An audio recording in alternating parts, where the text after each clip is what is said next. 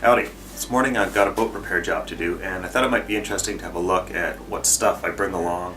Now, this is the kind of things I bring for every repair, regardless of what the job is. And today is day one, so day one is all about taking things apart. It's never about putting stuff back together. So let's have a look in the toolboxes. So first off, drills. I always bring along one drill and driver set.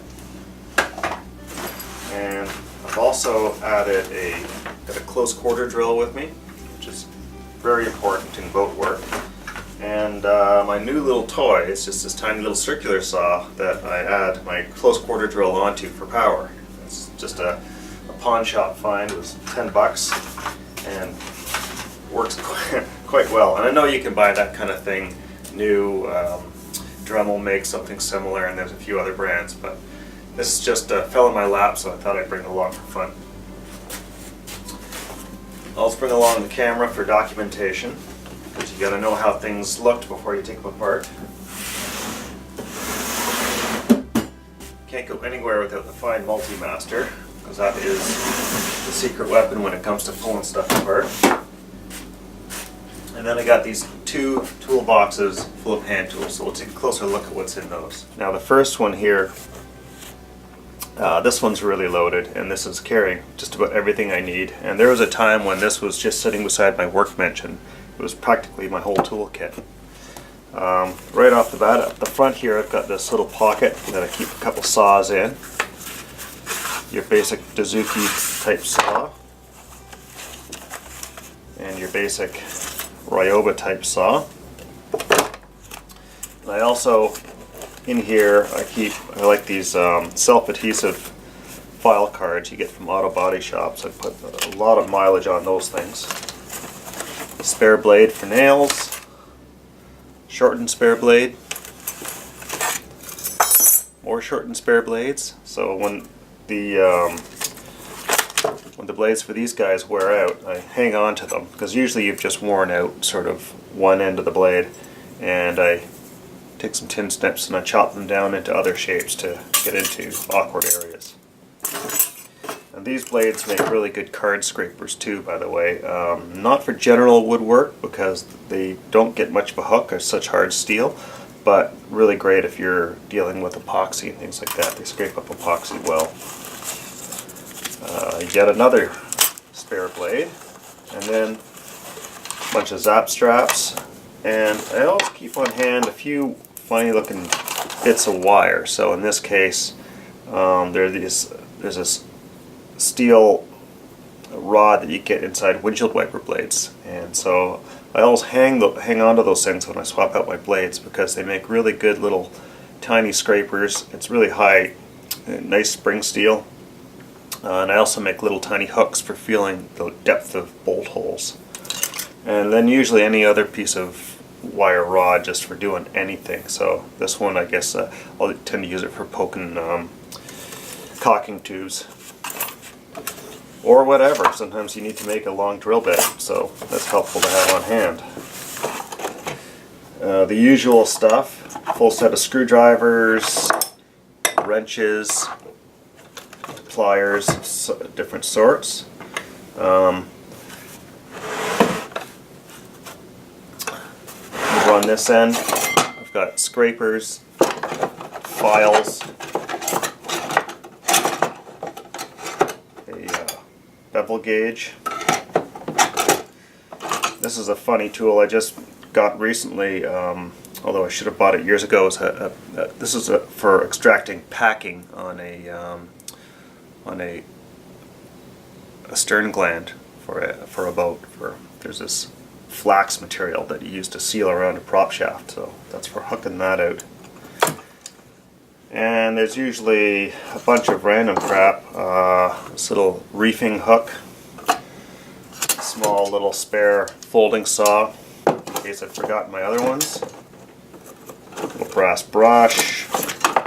This is another oddball boat building specific tool. This is a seam brush, so it's for painting in between caulking seams of boats, and you'll almost never find one of these. And when I found out my boat supplier had them, I bought all of them, and I don't think they've ever gotten any back in there since. I always carry a couple of combination squares, a large one and a little 6-inch one, and I make sure these are kind of cheap because when you're working on a boat at the dock, it's so easy to end up losing something over the side, so you don't want to have your best stuff with you. Also in here, a little bit of masking tape, spare tape measure, and here's another oddball tool. This is called a spiling block, so we use this for doing pattern making, and I'll do another video where we show you how to use that. I also carried a few bungs. Make these guys for filling screw holes once I've extracted a screw, and I'm going to put a new one in. A little bit of paraffin wax. Got a little crate block for cleaning sanding belts off. Pile of pencils and markers and things like that. A brace. I use brace and bit a lot in boat building because when it comes to extracting screws that are really in there and really large screws, this will do a better job than any impact driver. And often with boat work we're dealing with very soft metals, so you have to pull things out very carefully. Little pot of pine tar comes with me. We use those for bedding screws and bolts. Paint scrapers are vital, use them all the time. Utility knife, of course, and spare blades. I keep a small sharpening kit with me, which is just one of my combination stones here, my 325-1200 combo diamond stone, and just a leather strop that I've made. I also keep these wrapped in a shop cloth as well, so that I've got something for wiping down. A little monkey wrench. Assortment of chisels, and you don't want these to be too dear because sometimes you hit nails and things like that. So these were good quality but economical, French-made chisels, but I managed to get them for like $5 a piece. I always carry one really ugly nail chisel, so this thing I'd drive into concrete if I have to without flinching.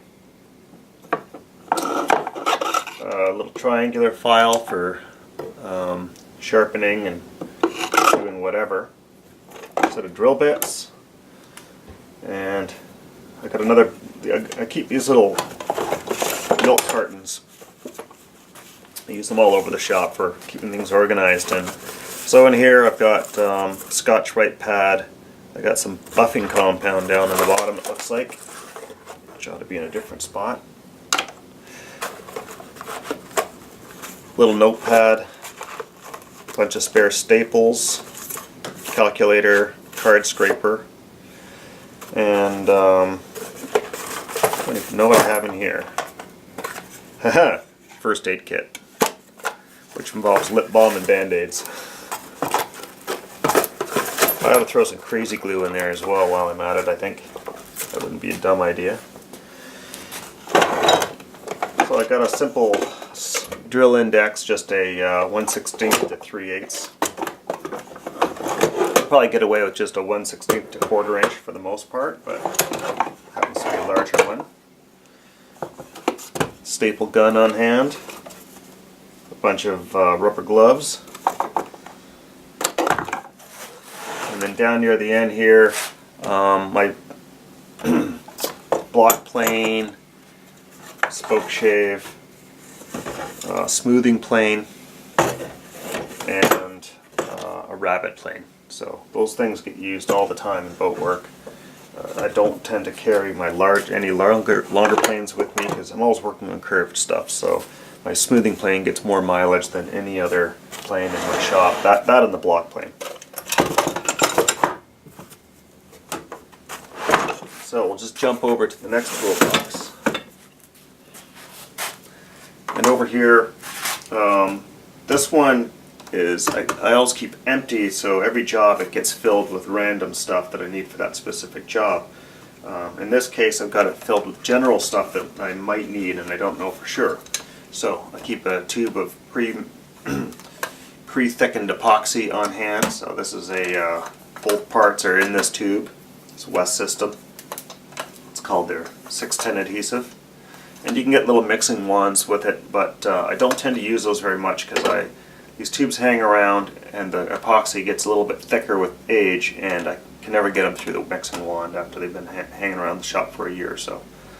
Anyway, so you just squeeze it out and mix it with a putty knife. Glue gun for pattern making, use those a lot.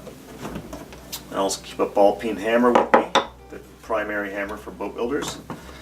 Got this milk carton, and it's just stuffed with clean shop rags. So I got, I don't know, a dozen of them or so jammed into here. It saves me from carrying the big carton of shop rags around, and it's enough for farting around for a day. I also bring along a bottle with denatured alcohol because I use this for cleaning up epoxy, cleaning up other bedding compounds. It works on most bedding compounds. A little WD-40 because I'm doing some mechanical work today. Set of sockets and propane torch. In this case I have MAP gas, but it doesn't really matter. In boat work, wooden boat work, we use these all the time for burning off paint to find fasteners, for dealing with seized up bolts and things like that. Even warming surfaces and warming up bedding compounds and anything else that isn't moving on you. And then the last thing I have with me today is I got a couple jars of honey, because you never know when you need to bribe somebody at the boatyard to do something for you, loan you the power washer, pick up something with a forklift. Who knows? Doesn't hurt to have a little bit of sugar on hand. So the only other things I don't have with me today that I will need is just a bit of door skin ripped into, say, 2 to 4 inch strips that I use for pattern making. Throw an extension cord into the pile, and usually some sort of cushion pad for kneeling on in awkward places. I find some carpet underlay works really well for that. So I'll be loading this stuff up, and probably throw a shop vac in and a trouble light, and it's always amazing to me how quickly I fill up the entire bed of my pickup truck for even the smallest job, because once you're out in the boatyard, you got to have this stuff with you or you're not going to get the job done.